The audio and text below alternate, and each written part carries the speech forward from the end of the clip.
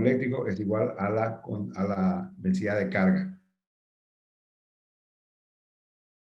volumétrica. En el caso de la ley de Gauss para campo magnético, nos dice que la integral de superficie, en este caso,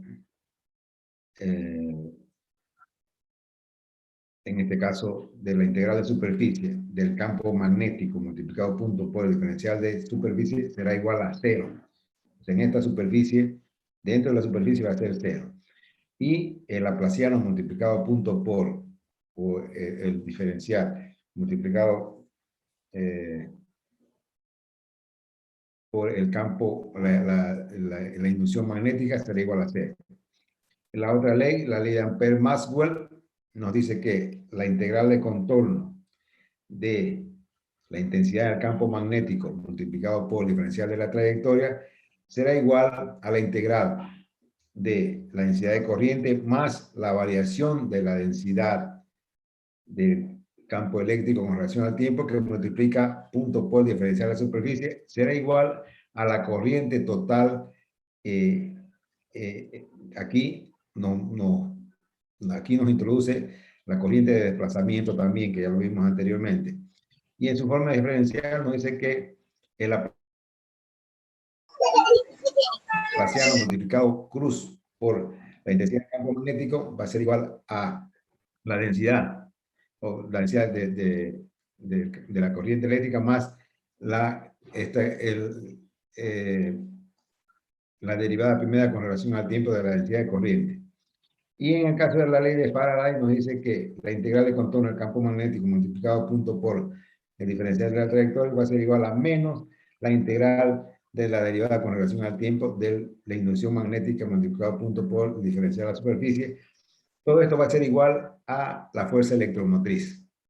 Y también nos dice que el rotacional o el laplaciano multiplicado en cruz por el campo eléctrico sería igual a menos la derivada con relación al tiempo de la inducción magnética. Donde aquí, prácticamente, aquí se hace un resumen de toda la materia que estamos viendo con relación al electromagnetismo. Aquí nos da que la densidad del campo magnético va a ser igual a la permitividad por el campo magnético, la inducción magnética va a ser igual a la permeabilidad magnética por la intensidad del campo magnético, la densidad de corriente va a ser igual a la conductividad por el campo eléctrico, y entonces aquí la J, J es la densidad superficial de corriente. Y aquí tenemos otras consideraciones. Q es la carga eléctrica, en lo que hemos visto acá, Q es la carga eléctrica, I es la corriente eléctrica, V es el voltaje de la fuerza electromotriz, y ρ es la densidad volumétrica de carga eléctrica, que ese ρ es el que encontramos aquí en la ley de Gauss para campos eléctricos. Maxwell juntó estas 4 leyes y le dio una forma matemática. Imagínense cuánto tiempo tardó este señor en encontrar esta forma, ¿no? La ley de Gauss para campos eléctricos, vamos a desmenuzar cada una de ellas. Es una ley sobre fenómenos eléctricos. En su enunciado establece que el flujo del campo eléctrico E, que atraviesa una superficie cerrada S, por ejemplo una esfera, es proporcional a la carga eléctrica encerrada en ella, y su interpretación, toda carga eléctrica viene con su propio campo eléctrico. Por convención, el campo eléctrico E se representa como vectores que salen de la carga positiva en todas las direcciones y van hacia ella si es negativa. Existen monopolos eléctricos y también dipolos. Aquí tenemos una carga, entonces la carga ya viene, toda carga viene con su propio campo eléctrico. Y este campo eléctrico, que es el E, tiene una densidad de campo eléctrico también. Entonces aquí la integral de contorno de la densidad de campo eléctrico multiplicado punto por el diferencial de la superficie, esta superficie de observación, va a ser igual a la integral de la densidad volumétrica de carga por el diferencial de volumen, va a ser igual a la carga completa dentro de la superficie. En la ley de Gauss para campos eléctricos, en líneas de transmisión, el campo eléctrico E sale del conductor superior que se carga positivamente durante el semiciclo positivo de la fuente hacia el inferior negativo. En el semiciclo siguiente se invierte. Aquí tenemos entonces gráficamente mostrando donde la unidad de carga es el electrón, que es igual a 1.6 por 10 a la menos 19 coulomb. La ley de Gauss para campos magnéticos es una ley sobre fenómenos magnéticos. En su enunciado establece que el flujo del campo magnético, de la intensidad del campo magnético H, que sale de una superficie cerrada S, por ejemplo una esfera, es igual al flujo que entra. Por lo tanto, la carga magnética que hay en el interior de dicha superficie es nula. O sea, si el flujo que entra es igual al que sale, entonces se van a anular. Es decir, que no existen cargas magnéticas. Interpretación. Los campos magnéticos H, o la intensidad de campo magnético, a diferencia de los campos eléctricos, no comienzan ni terminan en cargas diferentes.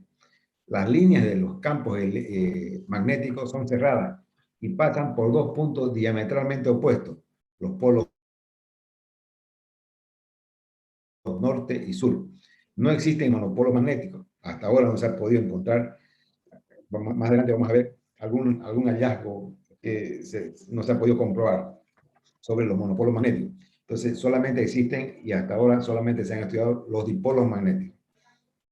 Entonces, aquí tenemos en su interpretación, nos dice que el campo magnético va a ser igual a la permeabilidad que multiplica, o sea, la inducción magnética es igual a la permeabilidad magnética del medio material por la inducción, o mejor dicho, por la intensidad del campo magnético. Entonces, la integral del campo magnético multiplicado punto por el de la superficie va a ser igual a cero, debido a que el flujo del campo magnético que sale de una superficie cerrada es igual al flujo que entra. En un imán, las líneas de los campos magnéticos rodean al imán y salen del polo norte y entran al polo sur. Curiosidades. El 2010, como le decía anteriormente, se anunció el descubrimiento de monopolos magnéticos microscópicos en estructuras glaciares, dando lugar a un flujo que se denomina magnetricidad. Pero esto todavía no ha sido comprobado científicamente. Es solamente descubrieron algo que se asemeja a un monopolo magnético. Los polos magnéticos no pueden aislarse, existen en pares hasta el momento. Experimentalmente no se ha conseguido aislar un polo magnético. La ley de Ampère-Maxwell es una ley sobre la inducción eléctrica y en su enunciado establece que un campo magnético H vectorial de forma circular es generado por la corriente eléctrica que fluye por la superficie S enterrada por dicho círculo. En su interpretación, el campo magnético H o la intensidad de campo magnético circular puede ser generado de dos maneras: por la corriente eléctrica y su índice C, que es la corriente de conducción, es la corriente que atraviesa en este gráfico acá. Tenemos un conductor que va a llegar hasta una placa, y esta corriente que es de conducción, que fluye por un alambre conductor según la ley de Ampère original. La dirección del campo, de la intensidad del campo magnético, se determina por la regla de la mano derecha, y la dirección en cada punto es tangente a la línea. Entonces, ven, aquí como vimos la regla de la mano derecha, colocamos la mano derecha en sentido de la corriente de conducción, y al cerrar la mano derecha, vemos que el campo, la intensidad del campo magnético gira circularmente en sentido horario. Y también puede ser dado por la variación temporal del campo eléctrico E, que según se establece con la corrección de Maxwell, aquí tenemos el campo eléctrico. Maxwell utilizó un capacitor para mostrar que el campo eléctrico E, variable con el tiempo, genera un campo magnético H circular alrededor, también variable con el tiempo. Esta variación se la conoce como corriente de desplazamiento. Aquí tenemos la corriente de desplazamiento, es la densidad del campo eléctrico que varía con el tiempo. Entonces aquí tenemos que, según la ley de Ampère-Maxwell, sobre la inducción magnética, nos dice que la integral de contorno de la intensidad del campo magnético multiplicado punto por el diferencial de la trayectoria va a ser igual a la integral de la densidad del campo eléctrico, que multiplica a la variación de la densidad del campo eléctrico con la variación al tiempo, o sea, mejor dicho, derivado con relación al tiempo, multiplicado punto por el diferencial de la superficie, va a ser igual a la corriente total. Un cambio en el campo eléctrico induce un campo magnético. La ley de Faraday es una ley sobre inducción magnética. En su enunciado establece que el flujo de campo magnético H variable en el tiempo que atraviesa la superficie encerrada por un círculo de perímetro L, una espira metálica o una simple curva imaginaria, induce una fuerza electromotriz FEM capaz de producir una corriente eléctrica I variable que fluye por la espira. Nota, el sentido de la corriente inducida compensa la variación del flujo magnético. En su interpretación, esta ley nos dice que la variación de un campo magnético H induce una fuerza eléctrica que mueve cargas en un circuito cerrado. Es decir, induce un campo eléctrico E. Este campo no es un campo electrostático, causado por cargas eléctricas. No va de las cargas positivas a las cargas negativas. Se trata de un campo eléctrico E que tiene líneas de campo cerradas alrededor de un campo intensidad magnética H. Entonces, tenemos la corriente que fluye de esta manera, en este lazo de este perímetro L, y el campo magnético fluye en el interior de este lazo, y eso nos determina que, ustedes saben que al existir corriente hay un campo eléctrico, ¿no es cierto? Y entonces la integral del campo eléctrico, la integral de contorno, campo eléctrico, en este lazo, va a ser igual a menos la integral de la derivada de la inducción magnética con relación al tiempo, que multiplica punto por el diferencial de esta superficie del lazo del perímetro L. Y esto va a ser igual a una fuerza electromotriz. Entonces, ¿qué significa esto? Como dice la teoría, el campo eléctrico tiene líneas cerradas alrededor del campo magnético. El campo magnético fluye hacia arriba, pero el campo eléctrico tiene líneas cerradas, líneas de campo cerradas alrededor del campo magnético. Un cambio en el campo magnético induce un campo eléctrico. Todo esto ha dado un aporte al conocimiento y sigue dando, se siguen encontrando nuevas cosas, se sigue avanzando con relación a la teoría electromagnética, y predijo la existencia de una onda electromagnética. El primer aporte de la hipótesis de la corriente de desplazamiento se desprende que un cambio en el campo eléctrico E induce un campo magnético H. Además, se sabe que de los trabajos de Faraday, de que un cambio en el campo magnético H induce un campo eléctrico E. De esta manera, los fenómenos eléctricos y magnéticos adquieren una simetría perfecta. Consecuencia, si en alguna región del espacio existe un campo eléctrico E que varíe con el tiempo, tiene que existir simultáneamente otro campo, que es el campo inducción magnética H, no inducción, mejor dicho, intensidad magnética H. Los dos campos deben existir al mismo tiempo, es decir, debe existir el campo electromagnético, que es la interacción de la intensidad del campo magnético con la intensidad del campo eléctrico. En el caso estacionario, que no depende del tiempo, puede existir un campo sin que exista el otro. Fíjense bien. En el caso estacionario, o sea, que no hay cargas en movimiento, o sea, que no depende del tiempo, en caso estacionario no depende del tiempo, está todo parado, puede existir un campo sin que exista el otro. Por ejemplo, el campo inducción magnética producido por un imán es constante en el tiempo y no lleva un campo eléctrico E. Con base en la teoría de Maxwell, se iniciaron aplicaciones prácticas como las comunicaciones inalámbricas. O sea, fíjense, Maxwell estudió hace muchos años esto, ¿no? 1800 y algo. Entonces, las comunicaciones inalámbricas vienen a raíz de este estudio, que comenzaron con estos señor Hertz y Maxwell. El segundo aporte, Maxwell encontró que cada uno de los campos debe satisfacer una ecuación que resultó tener la misma forma matemática que la ecuación de onda, la que describe la propagación de ondas mecánicas como la que se propaga en un cable, en un tanque de agua, en el sonido, etc. Esto significa que si en un instante el campo eléctrico tiene un valor determinado en un punto del espacio, en otro instante posterior, en otro punto del espacio, adquirirá el mismo valor. Lo mismo que ocurre con el campo intensidad magnética H. Consecuencia, los campos eléctricos E y magnéticos H se propagan en el espacio como no puede, y como no pueden existir separadamente. El campo electromagnético es el que realmente se propaga en forma de onda electromagnética conocida como onda de radio. Fíjense, ¿no? La onda electromagnética es la onda de radio. Las ecuaciones predicen el valor de la velocidad con la que se propaga el campo electromagnético, que resulta ser igual a la velocidad de la luz. Este resultado se obtiene de una combinación de valores de cantidades de origen eléctrico y magnético.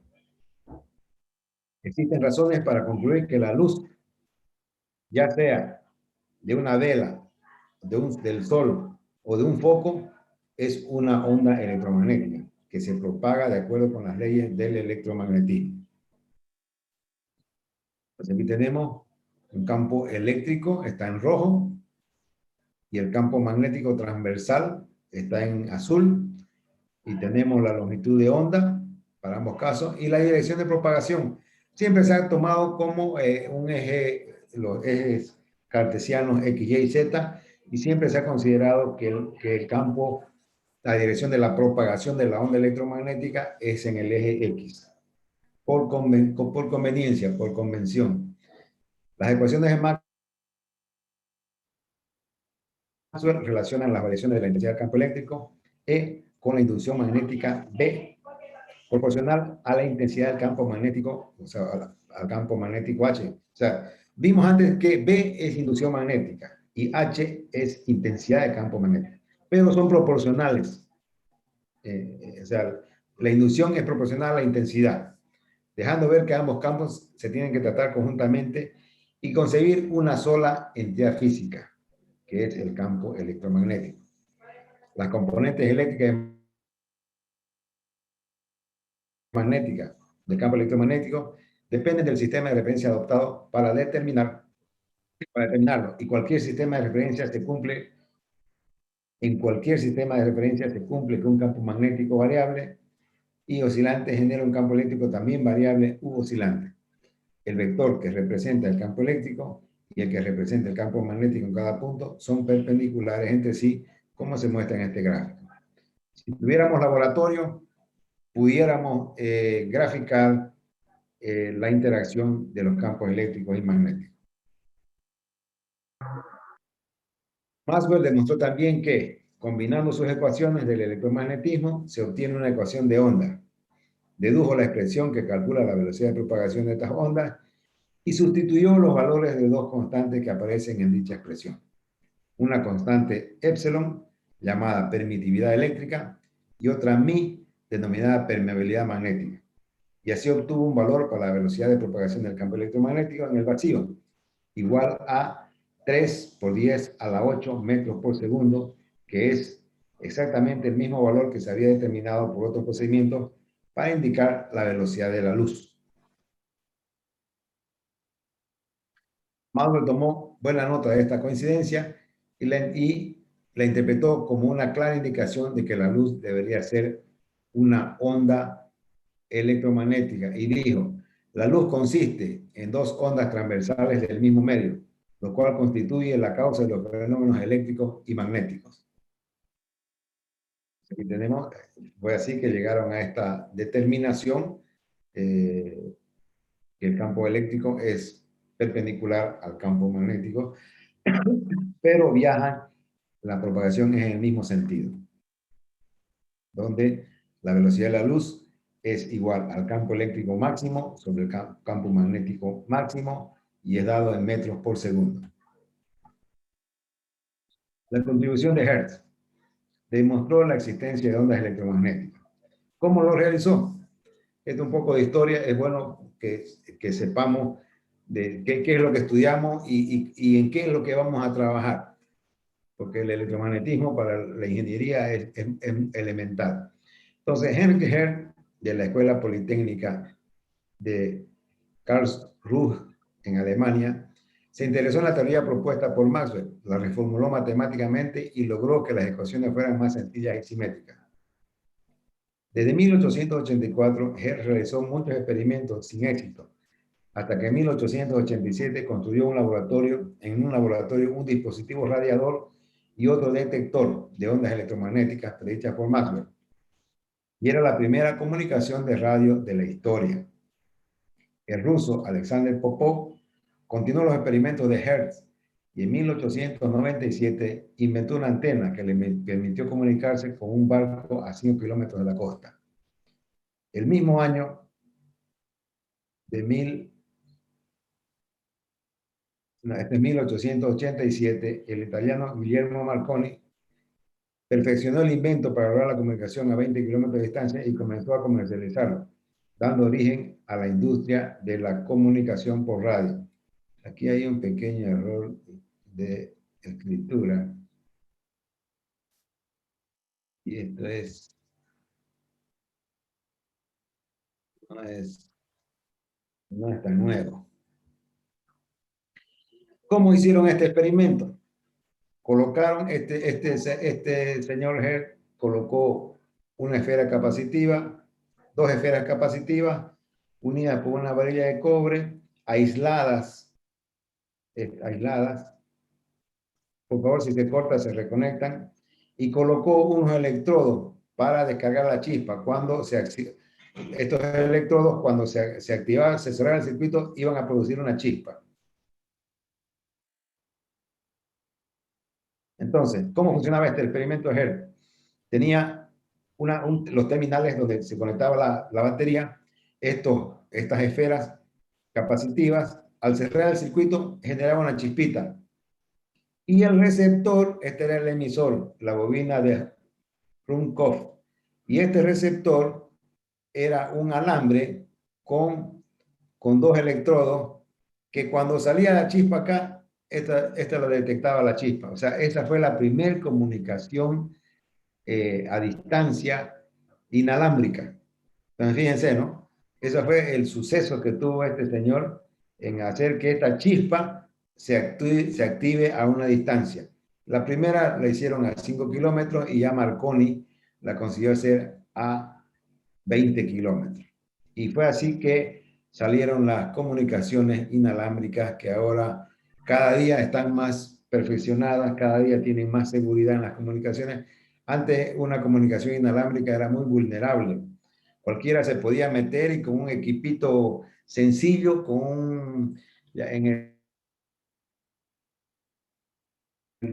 términos de telefonía celular, con un sidemaster, podían escuchar la conversación de cualquier persona y cualquier usuario. Ahora ya hay encriptaciones que van de punto a punto, hay un montón de algoritmos que ya las comunicaciones, por ejemplo, de los Wi-Fi, tienen diferentes formas de protegerlas, ya no es como antes. Y cada vez vienen apareciendo más cosas.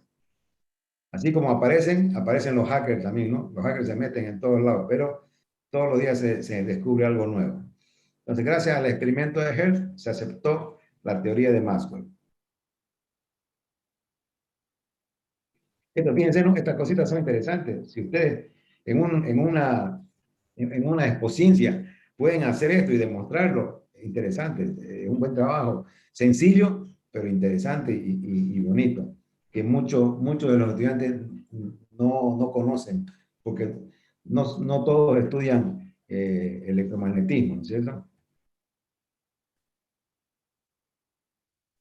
Bueno, un ejercicio. Una onda electromagnética en el vacío tiene una amplitud de campo eléctrico de 220 volts por metro. Calcule la amplitud del campo magnético correspondiente. Sabemos que la onda electromagnética cumple que la velocidad de la luz es igual al campo eléctrico máximo sobre el campo magnético máximo, donde C es igual a 3 por 10 a la 8 metros por segundo. Entonces, nos pide la amplitud del campo magnético o el B máximo. Entonces, despejando solamente, tenemos que el campo magnético máximo va a ser igual a 733 nanotesla. ¿Ya? Campo magnético dado en Tesla, campo eléctrico en esta parte donde vamos a interactuar campo eléctrico y magnético, es dado en volt sobre metro. Ahora vamos a ver algo también muy importante, y si se considera en el espacio libre en el que no hay cargas, Q igual a 0, ni corrientes, I igual a 0, se tiene que las ecuaciones del problema a tratar son las siguientes. La integral de contorno del campo eléctrico multiplicado punto por diferencial de la trayectoria va a ser igual a menos la derivada con relación al tiempo de la integral de superficie del campo, de la intensidad del campo magnético multiplicado por el diferencial del área. También se tiene que la integral de contorno del campo magnético multiplicado punto por el diferencial de la trayectoria va a ser igual a la permitividad en el vacío por la permeabilidad en el vacío, que esto multiplica a la derivada con relación al tiempo de la integral de superficie del campo eléctrico multiplicado punto por diferencial de área. Si se supone que el campo eléctrico y el campo magnético son funciones del tiempo y de una sola coordenada espacial tomada como punto X, este punto X se lo puede interpretar es porque esta onda se la considera por convención que se transporta o se difunde a través del eje X. Se tiene que a partir de las ecuaciones anteriores se llega a que la derivada segunda con relación al tiempo del campo eléctrico será igual a 1 sobre permeabilidad en el vacío, que multiplica a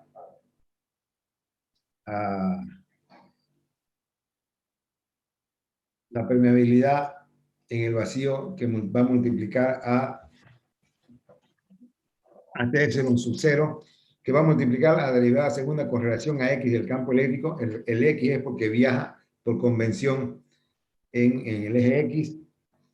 Y en el segundo caso, la derivada segunda del campo magnético con relación al tiempo va a ser igual a 1 sobre mi subíndice 0 por epsilon subíndice 0, que multiplica la derivada segunda del campo magnético con relación al eje X. Esta 1 sobre mi subíndice 0 y epsilon subíndice 0 es considerado la velocidad de la luz al cuadrado y es la ecuación de una onda plana. Entonces, en este caso, vamos a tener que el campo eléctrico sería igual al campo eléctrico inicial, que multiplica al seno de una constante de proporcionalidad, que va a multiplicar al punto X, a la coordenada espacial X, menos la velocidad de la luz por el tiempo.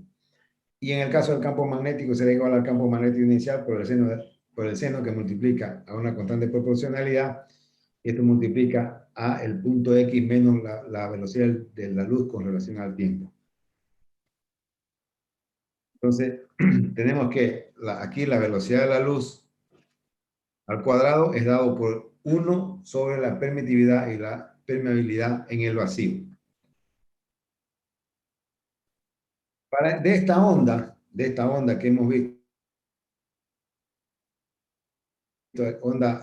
ecuación de una onda plana, la densidad de energía eléctrica.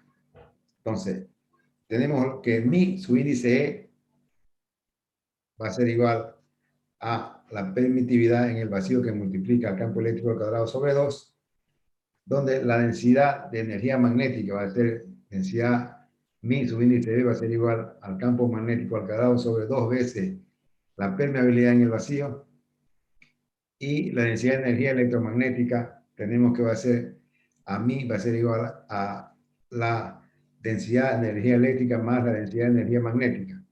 Si reemplazamos estos valores, vamos a tener que la densidad de energía electromagnética va a ser igual a la suma de las dos densidades anteriores. Y aquí tenemos en este gráfico en la parte inferior, si tenemos una batería y conectamos un dipolo, cuando tenemos que la corriente es cero, no existe campo eléctrico ni campo magnético.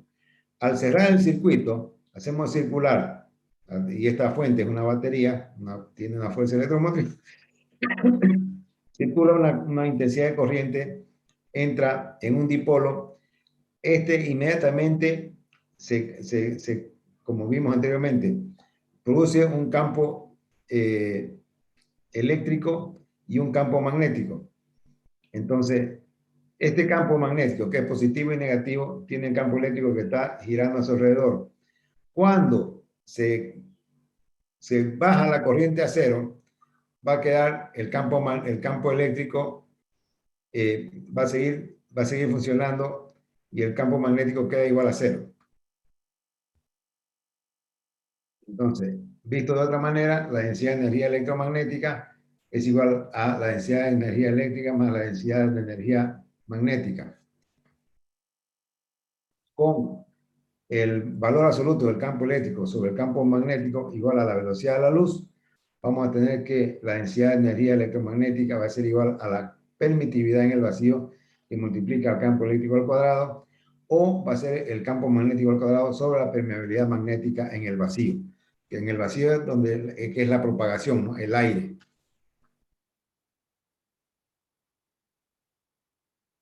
Entonces aquí tenemos la representación de líneas de campo eléctrico, el campo eléctrico en el vecindario de un dipolo. Y fíjense que el campo magnético sale de este punto y entra en esta X. El campo magnético está circulando acá.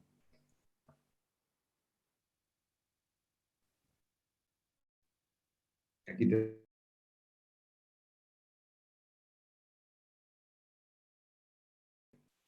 vemos que la densidad de energía provocada por un dipolo es la densidad de energía electromagnética. Entonces tenemos esta relación.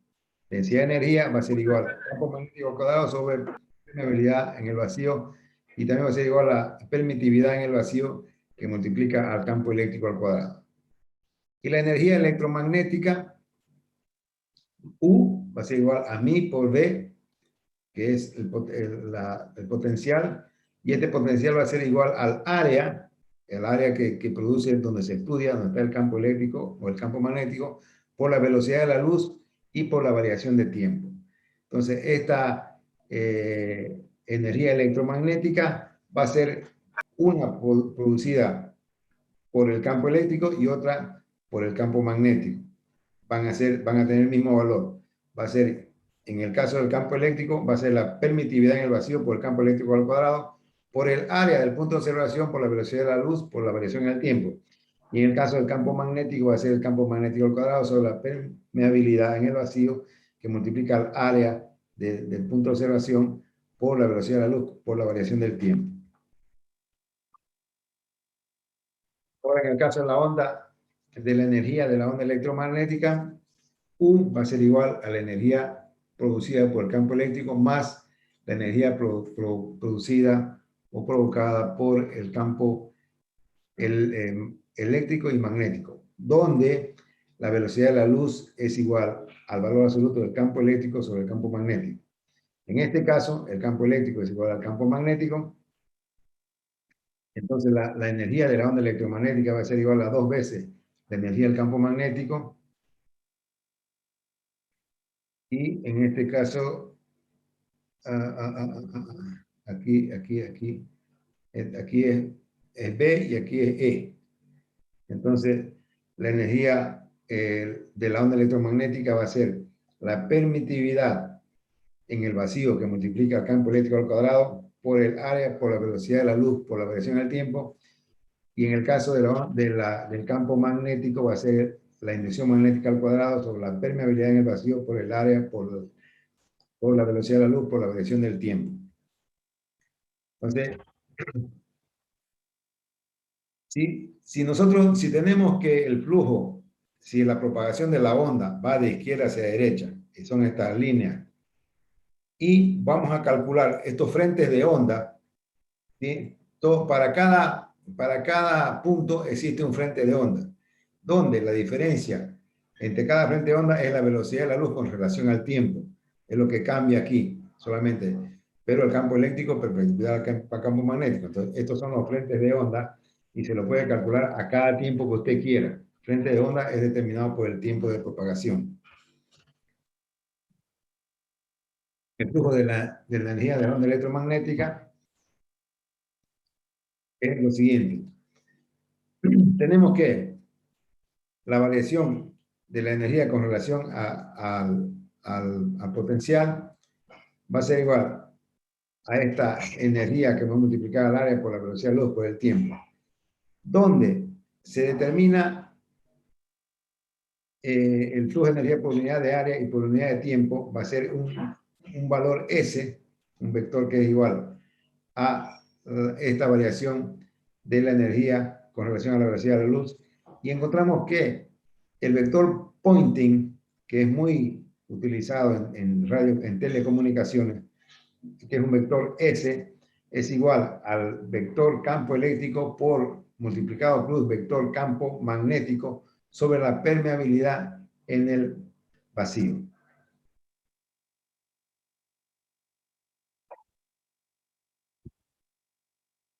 Ahora vemos otro elemento muy importante. Recordamos el momento lineal es el producto de la masa por la velocidad. Entonces, el momento es igual. Tenemos que el momento P va a ser igual a la masa por velocidad y las unidades en el sistema internacional son kilogramos masa por segundo. Las ondas electromagnéticas transportan momento lineal, así como energía. Por lo tanto, se deduce que se ejerce presión sobre una superficie cuando una onda electromagnética incide sobre ella. Esta presión está relacionada con la fuerza. El momento se relaciona con la fuerza, por lo tanto se deduce que el momento insinúa una fuerza.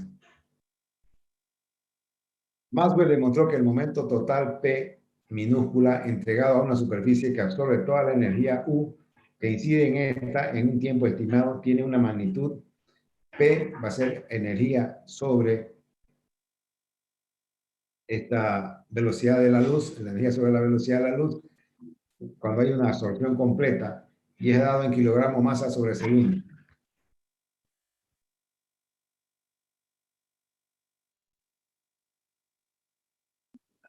Vale recalcar que con esta fórmula se determina que un cuerpo negro es una superficie perfectamente absorbente, para el cual toda la energía es absorbida. Si tenemos una superficie, si tenemos que una superficie es un reflector perfecto, entonces el momento entregado en un tiempo t para una incidencia normal es el doble que el dado por el momento absorbido completamente. Primero tenemos un momento de energía sobre la velocidad de la luz cuando va y se repite por la onda reflejada. Entonces, si decimos que es el doble, entonces el momento va a ser 2 veces la energía sobre la velocidad de la luz para que exista una reflexión completa.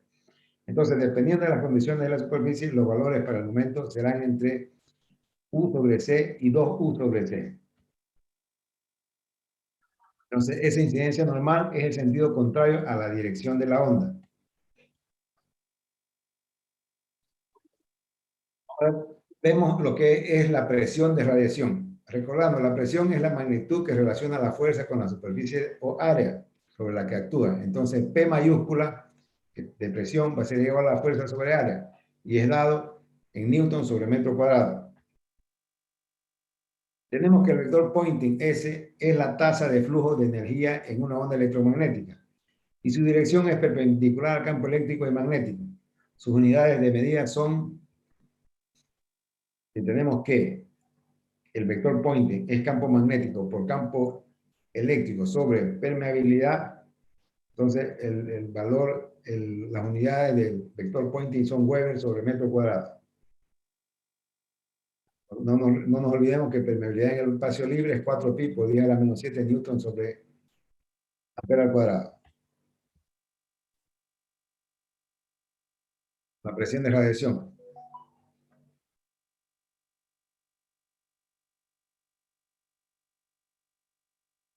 Maxwell dice que si el vector Poynting de la onda es S, la presión de radiación P, fuerza por unidad de área, ejercida sobre una superficie absorbente perfecta, es, entonces tenemos que ver newton sobre metro cuadrado. Ejemplo, la cola de un cometa es empujada hacia la dirección de la luz del sol por la presión. Esto es solamente una información, digamos, en términos generales de lo que sucede con la propagación. Nosotros aquí comenzamos a ver las comunicaciones inalámbricas. Si tenemos una superficie, que es una superficie de un reflector perfecto, ¿no?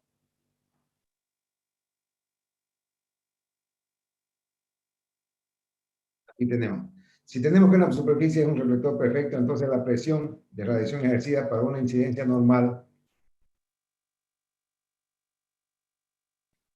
es el doble que la presión ejercida cuando la absorción es completa. Primero tenemos la presión vector Poynting sobre velocidad de la luz cuando va y se repite por la onda reflejada. Entonces la presión va a ser igual a 2 veces el vector Poynting sobre la velocidad de la luz cuando hay una reflexión completa. Entonces, dependiendo de las condiciones de la superficie, los valores para la presión de radiación serán entre el vector Poynting sobre la velocidad de la luz y 2 veces el vector Poynting sobre la velocidad de la luz. La incidencia normal es en el sentido contrario a la dirección de la onda.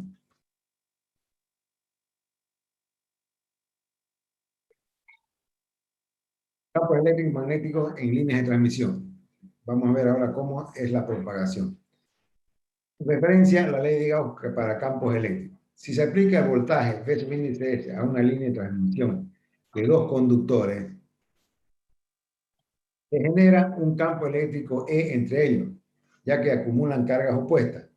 Al estar la línea abierta, es decir, sin resistencia de carga, no fluye corriente eléctrica en el circuito. La onda eléctrica formada por los campos eléctricos llega al final de la línea y se refleja hacia el generador, por lo que no encuentra carga para disiparse o radiarse. No se experimenta ninguna radiación. ¿Qué significa esto? Vamos a ver acá cómo es. Entonces, tenemos el voltaje S, entonces no hay, solamente hay una acumulación de carga, entonces, pero no hay una reflexión, no hay ninguna posible radiación.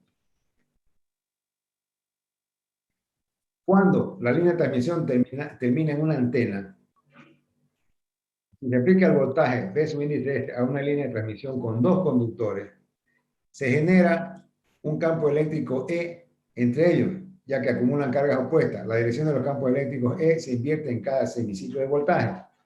Si le metemos de la línea se dobla a 90 grados, se obtiene una antena dipolo.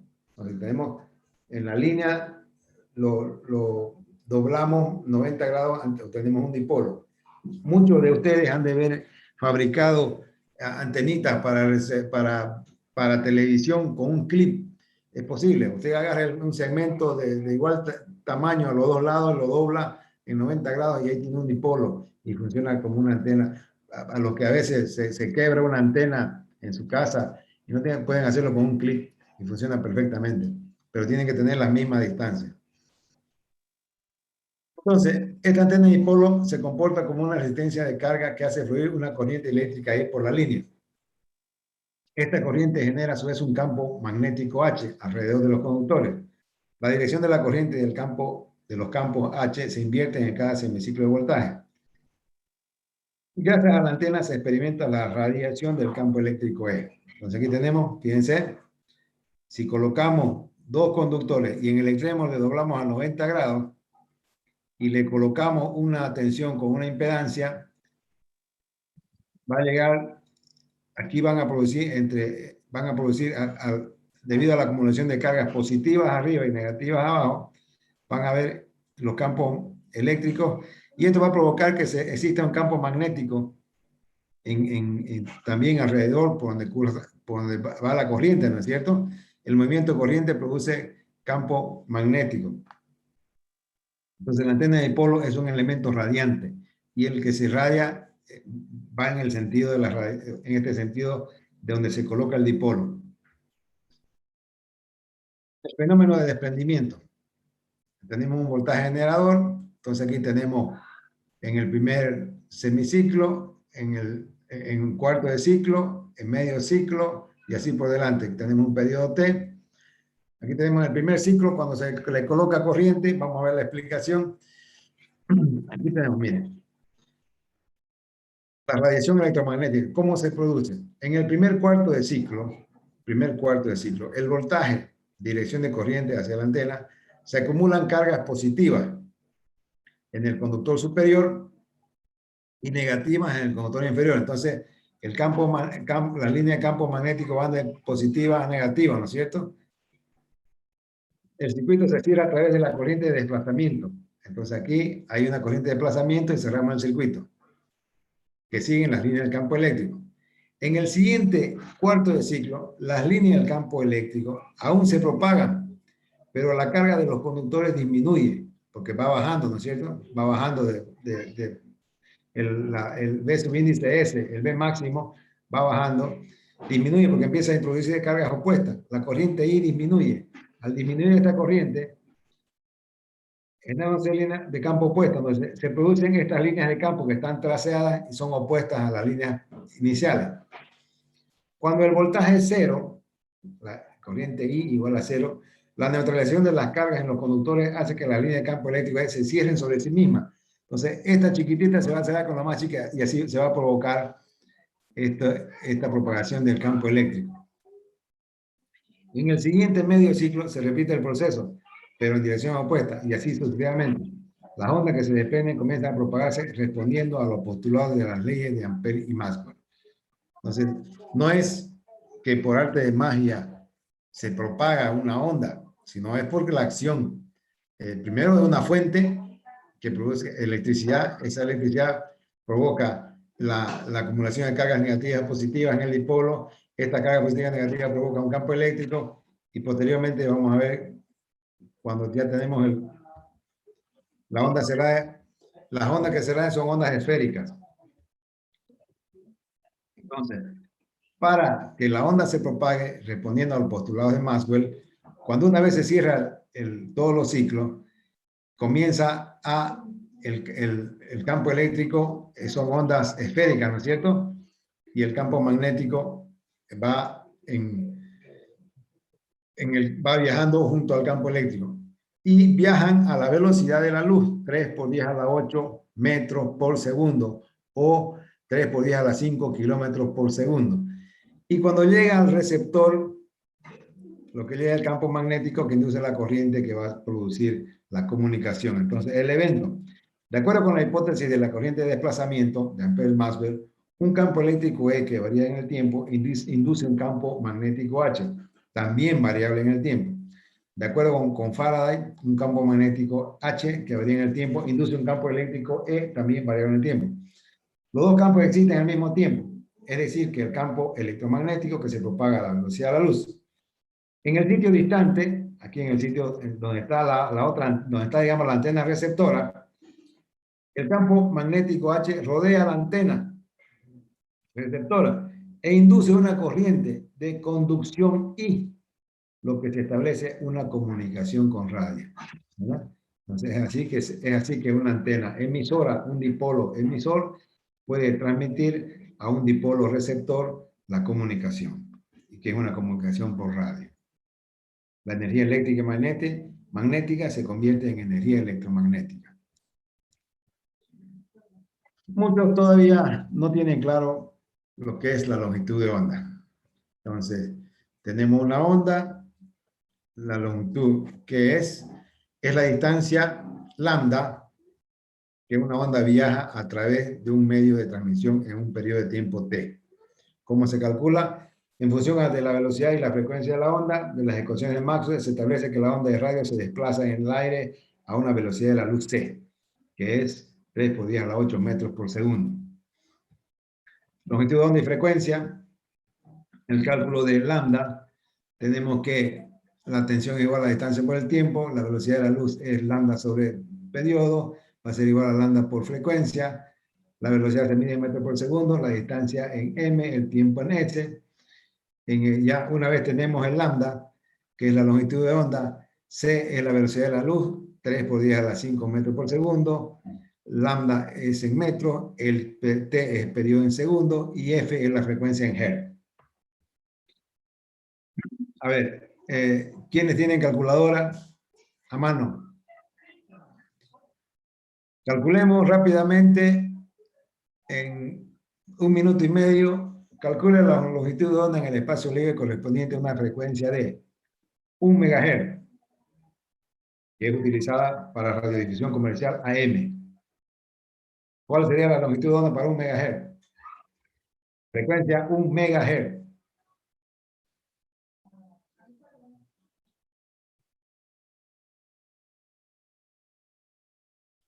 B, para 900 megahertz, utilizada en telefonía celular, la banda 900, y de 4 gigahertz, utilizada en televisión por satélite.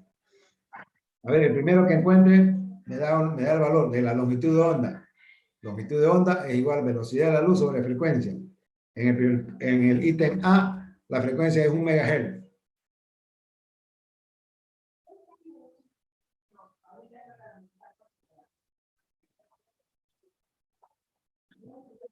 ¿Quién encuentra primero?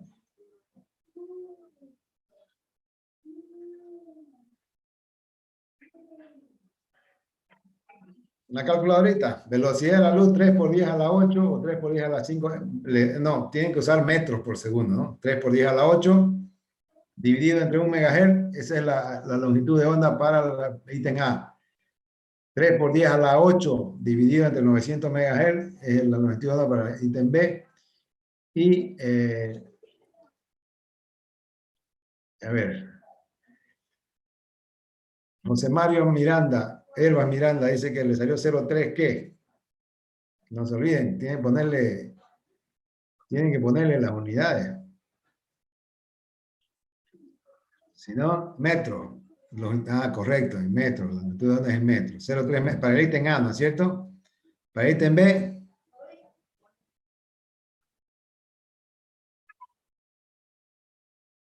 Vamos, calculemos. Hagamos ejercicio, porque en el examen le va a caer con seguridad. Bueno, va a estar en el banco de preguntas, a la suerte. Puede caerle sí o puede caerle no. ¿Algún otro tiene la respuesta?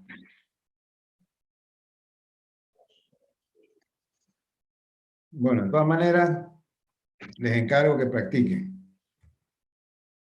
Y las respuestas...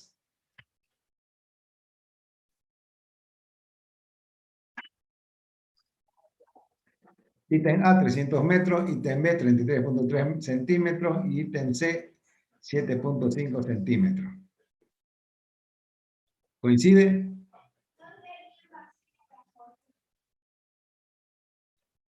Bueno, los dejo para que lo puedan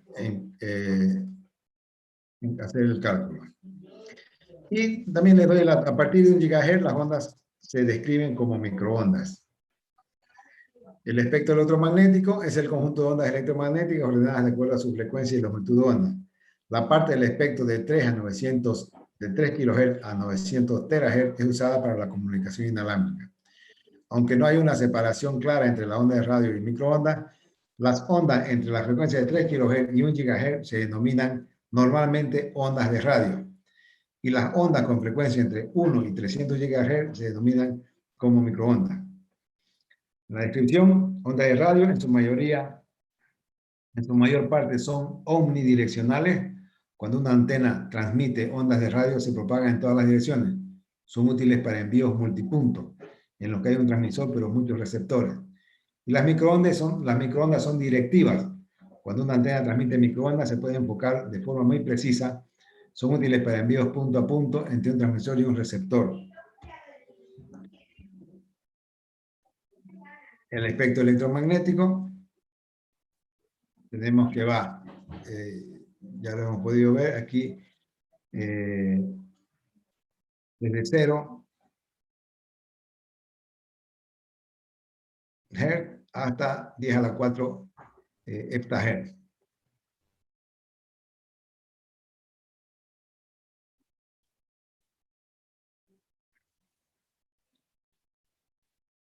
Y aquí tenemos cómo se divide el espectro de las ondas de radio, más que todo como información. Las ondas de radio, potencia y telefonía. Tenemos de ELF, BLF, LF, MF, VHF, frecuencia media. Aquí están las radios, ¿no? La mayoría de las radios. Onda corta. Y así por delante, ¿no? Esta es televisión. Y así van todos. Entonces, aquí podemos decir que el origen de los nombres. Cuando se entró en uso el sistema para etiquetar las frecuencias, solo se consideraron las bandas de baja y media y alta frecuencia. Low frequency, medium frequency y high frequency. Nadie esperaba pasar los 30 MHz. Cuando se pasaron los 30 MHz, se asignaron nombres tanto hacia arriba como hacia abajo.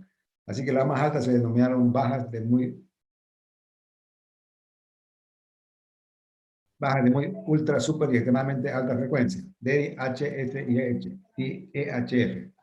Más allá ya no hay nombre. Sin embargo, se han sugerido las siguientes designaciones: tremendamente, increíblemente, asombrosamente y prodigiosamente alta frecuencia. Entonces, esas son bibliografía, digamos, que está existente para los que se dedican a las comunicaciones. Bueno, con eso terminamos esta unidad 5.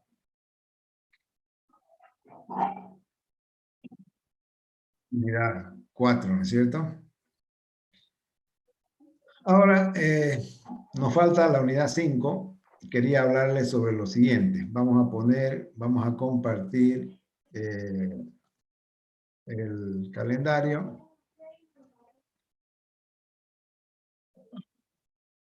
Bueno, estamos hoy día a miércoles 28. El viernes 30 vamos a terminar el programa. Nos queda la unidad 5, que no es mucho. Entonces vamos a terminar el programa. Tenemos el miércoles 4, el viernes 6 es feriado, el miércoles 11, el viernes 13, el miércoles 18, yo quería tomar examen final, pero son las elecciones. Entonces, me mandó el 11, pues. Yo les propongo darlo el 20 para que tengamos 1, 2, 3 clases prácticas. Sí, está bien. El 4 daremos una aula práctica, el 11 otra aula práctica y el 13 otra aula práctica, involucrando las dos unidades, la unidad 4 y la unidad 5, de la lista de ejercicios que está en la plataforma. Vamos a resolver varios ejemplos tipo para que ustedes puedan practicar y se preparen bien para el examen final, que será el día 20 a las 11:30 de la mañana. ¿Está bien? Así, nosotros, el viernes el ICU decidió alargar por 2 semanas más las clases. Entonces, se llegaría hasta la primera quincena de septiembre. Yo lo veo que no hay necesidad en nuestro caso, porque ya estamos terminando el programa, y así ustedes se liberan para que se dediquen a otras materias que tengan ahí que pueden estar más complicadas. ¿Listo? Entonces, sí, ingeniero, está bien. Entonces, Melissa, tome nota, examen final el 20 de agosto. Vamos a...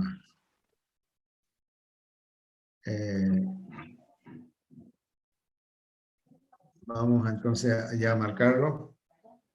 Y